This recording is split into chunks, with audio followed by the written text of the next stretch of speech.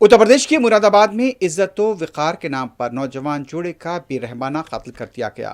तफसीलात के मुताबिक मुरादाबाद के पकबारा पुलिस स्टेशन के हदूद में काजल सैनी और उससे मोहब्बत करने वाले मोहम्मद अरमान का कत्ल किया गया।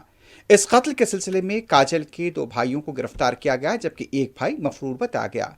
पुलिस के मुताबिक ये जोड़ा लापता था। दोनों के घर वालों की तरफ से पुलिस में इस सिलसिले में गुमशुदगी की शिकायत दर्ज कराई गई थी, लेकिन जब पुलिस ने तहकीकात की और काजल के भाइयों को गिरफ्तार किया गया तो फिर इस जोड़े के बेरहमाना कत्ल का इंकशाफ हुआ।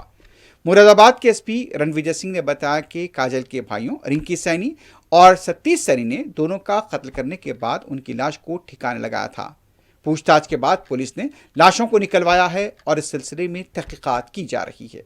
देखिए, जनपद मुरादाबाद में थाना क्षेत्र पाकवाड़ा के अंतर्गत एक गांव उमरी से कल शाम को एक युवक के मिसिंग की कंप्लेंट थाना प्रभारी को प्राप्त हुई, जिसकी जांच की गई और आज सुबह ही एक युवती के मिसिंग की कंप्लेंट उसके परिवार के द्वारा दी गई। इन दोनों कंप्लेनेंट्स की जांच पर काफ़ी गहनता से परिवार के साथ और अन्य मुखबिरों के साथ जब थाना प्रभारी के द्वारा जांच की गई तो इसमें ये विदित हुआ कि ये दोनों मिसिंग युवक और युवती एक दूसरे से परिचित रहे हैं और इस संबंध में जब गहनता से जांच की गई तो इसमें ये प्रकाश में आया कि युवती के भाइयों के द्वारा दोनों की हत्या कर दी गई है और उसके भाइयों से जब पूछताछ की गई तो उनकी निशानदेही पर दोनों के शवों को